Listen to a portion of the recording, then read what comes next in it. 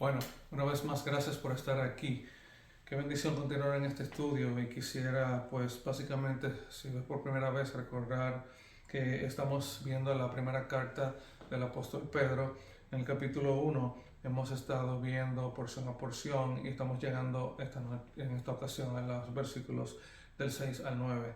Voy a leerlos y voy a empezar desde el 5 para dar un poquito de contexto. Dice así la palabra de Dios. Dice, bendito Dios, dice, versículo 5, sois guardados por el poder de Dios mediante la fe para alcanzar la salvación que está preparada para ser manifestada en el tiempo postrero, en lo cual vosotros os alegráis, aunque ahora por un poco de tiempo, si es necesario, tengáis que ser afligidos en diversas pruebas, para que sometida a prueba vuestra fe, mucho más preciosa que el oro, el cual, aunque perecedero, se prueba con fuego, sea hallada en alabanza, gloria y honra cuando sea manifestado Jesucristo, a quien amáis sin haberle visto, en quien creyendo, aunque ahora no lo veáis, os alegráis con gozo inefable y glorioso, obteniendo el fin de vuestra fe, que es la salvación de vuestras almas. Una vez más, recordarle muy brevemente que esta carta ha sido escrita a la iglesia que está dispersa, que está esparcida por muchos lugares alrededor del mundo conocido en aquella ocasión. Y si hay algo que Pedro está tratando de hacer es levantar el ánimo del pueblo de Dios, de la iglesia, ayudarles a recordar que si ha sucedido esto a ellos, es con un propósito, y en este caso quizás un propósito glorioso que Dios tiene guardado para la iglesia y para la expansión del Evangelio. Y aunque sean difíciles los momentos que estén viviendo, recuerden que las bendiciones del Señor son mayores. Entonces, el versículo 6, cuando dice, en lo cual vosotros os alegráis, está hablando, y la razón por la que leímos desde el versículo 5, porque está hablando de ese gozo que el versículo 5 menciona, que tenemos porque hemos sido guardados por el poder de Dios para alcanzar la salvación que Él nos ha preparado, que Él ha preparado en Cristo Jesús para nosotros, y esa salvación de la cual estamos asidos, si hemos creído en Cristo como nuestro único y suficiente Salvador, pues entonces en ella nos alegramos, en ella nos gozamos, en ella esperamos, en ella descansamos.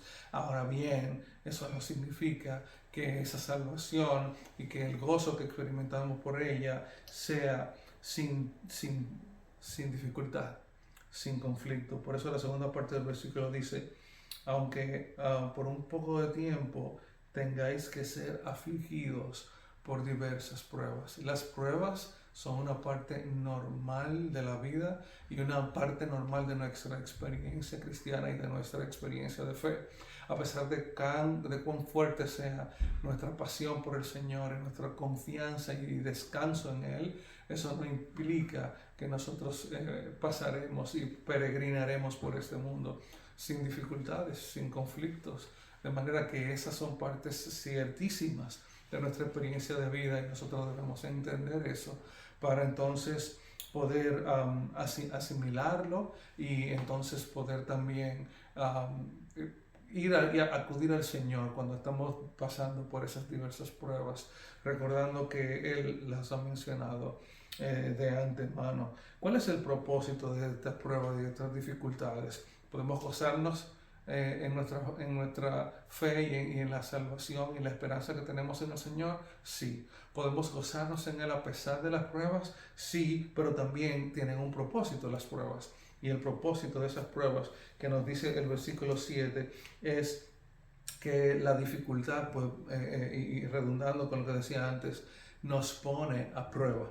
Las pruebas nos ponen a prueba, y cuando nosotros entonces pasamos por las pruebas, así como el oro, dice Pedro, como por fuego, atravesamos la dificultad y nos vemos vencedores, entonces nuestra fe crece. Ese gozo que teníamos dentro aumenta, y entonces podemos al final encontrar ocasión de alabar, de glorificar y de honrar al Señor en esta espera que tenemos de su manifestación gloriosa. Entonces la prueba lo viviremos, las dificultades las tendremos, pero a través de las dificultades nuestra fe se aumenta y nuestra vida entonces se eleva, digamos así, en ese entendimiento, en esa percepción, en ese descanso que nosotros sabemos que podemos tener en el Señor. Ese Señor quien nos ha amado y a quien nosotros amamos, aún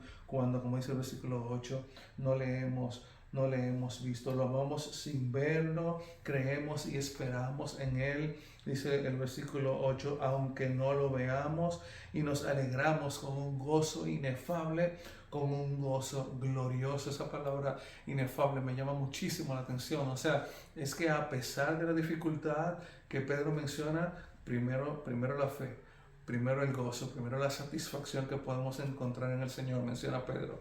Luego Pedro entonces nos recuerda, vendrán aflicciones, tendremos dificultades, tendremos quebranto, tendremos pruebas. Sin embargo, el gozo que experimentaremos y que podemos experimentar en Dios a pesar de las dificultades y por razón de esa fe que Dios ha puesto en nosotros y nos ha dado, entonces ese gozo es, oiga bien, inefable. Inefable, esa palabra significa que no puede ser expresado en palabras. Es algo tan grande que la segunda palabra que Pedro utiliza para describirlo es glorioso, un gozo glorioso, un gozo inexplicable, un gozo que no se puede medir, inescrutable, un gozo majestuoso, un gozo que solamente puede estar vinculado con o comparado con la grandeza de la bendición que estamos recibiendo en el Señor, y es esa bendición de nuestra fe, como dice el versículo 9, obteniendo el fin de nuestra fe, que es la salvación de nuestras almas. El Señor está en control, tiene un plan perfecto, divisado desde la eternidad.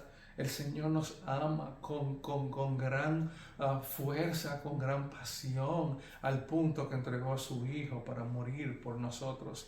Ese Hijo es el ejemplo perfecto de gozo, de fe, de paciencia, de oración, pero también de vicisitud, de quebranto, de dolor, de prueba. En el Hijo nosotros tenemos el ejemplo perfecto de cómo en este mundo tendremos gozo, pero también tendremos aflicciones. Pero como dice el Señor Jesús, Él ha vencido y en Él nosotros podemos también encontrar un triunfo seguro. El Señor nos ama, nos da un gozo inefable a pesar de las dificultades, y en función de eso podemos atravesar las dificultades descansando con esperanza y con paz y aún con gozo, una vez más, porque el Señor es quien ha obrado este plan perfecto que nos alcanza, que nos bendice, que nos sana, que nos salva, que nos restaura, que nos limpia, que nos eleva a una posición de hijos suyos a todos aquellos que le hemos aceptado en nuestro corazón. Mi invitación es que mira todo lo que hemos visto hasta ahora. Analiza el alcance del amor de Dios, que ha entregado a su Hijo para morir por nosotros, para el perdón de nuestros pecados y para que podamos estar eternamente con Él. Mira aunque han habido momentos difíciles en todo este peregrinar, el gozo es mayor, el fruto es mayor, la esperanza es mayor, y el hecho de que muy pronto estaremos con el Señor, pues es recurso incomparable como para sostenernos a pesar del quebranto y de la dificultad y del dolor. Ojalá que el Señor te permita abrazar esa esperanza, esa promesa en esta hora, y te ayude a descansar en Él y a encontrar, como dice el versículo 9 una vez más, el fin de nuestra fe, que es la salvación de nuestras almas. El Señor te bendiga. Oro por ti, Señor. Gracias. Gracias por este tiempo que nos regalas para meditar en tu palabra. Y gracias, Señor, por estos versículos que, aunque cortos, están tan cargados de bendición y de promesa y de motivación y de ánimo, Señor, y hasta de apoyo, porque enfrentamos dificultades, desasosiego muchas veces, Señor, sin embargo, tú estás ahí, tú estás con nosotros, empujándonos hacia adelante y fortaleciéndonos, Señor, con tus promesas de que tú estás con nosotros y que nos amas y que en Cristo Jesús, Señor, ha creado inclusive moradas para nosotros, Señor, contigo. Gracias por tu amor y gracias por el gozo, Señor, de nuestra salvación y porque tus promesas, Señor, no están en entredichos, sino que son ciertas y veraces. Gracias, mi Dios, por tu palabra en el nombre de Jesús. Amén.